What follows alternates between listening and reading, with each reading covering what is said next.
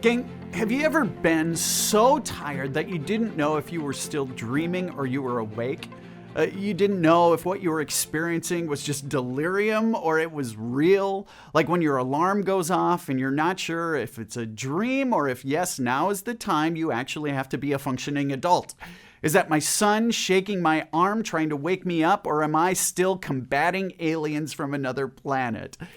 Gang, that's what's going on with Peter in Acts chapter 12. Folks, thank you for joining us as we walk through the book of Acts together.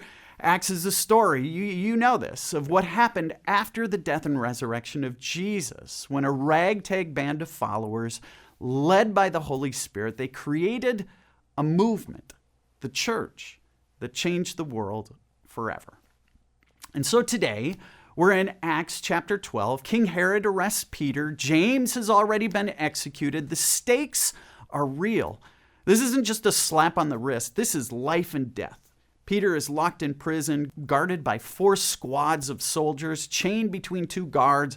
In other words, this is not a slip out the back door sort of situation.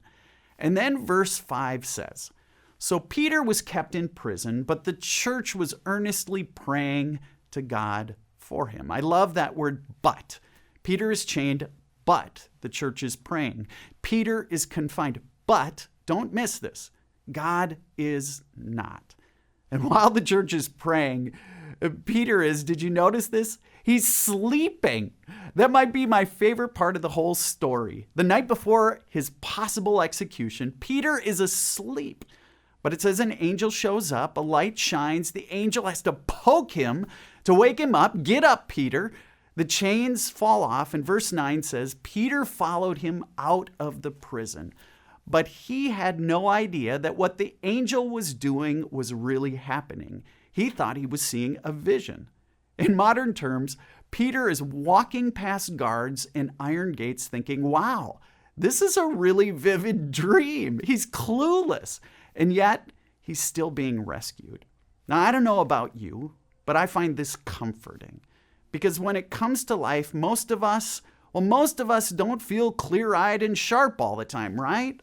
Often we're confused. Sometimes we're exhausted. We're just trying to get through the week, just hoping we can manage it all. And yet, God works anyway. Think about it this way. You're half asleep on a road trip and someone else is driving. You don't know the turns. You don't see the map. You're barely aware of the progress, but you're still moving forward.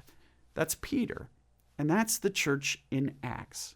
God is welcoming Gentiles, expanding the circle, stirring controversy.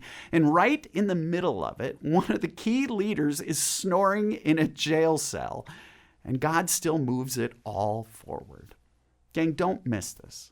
Belonging, faith, the mission. None of it was dependent on Peter's awareness or performance. It's all secured by Jesus. So maybe today the good news is this.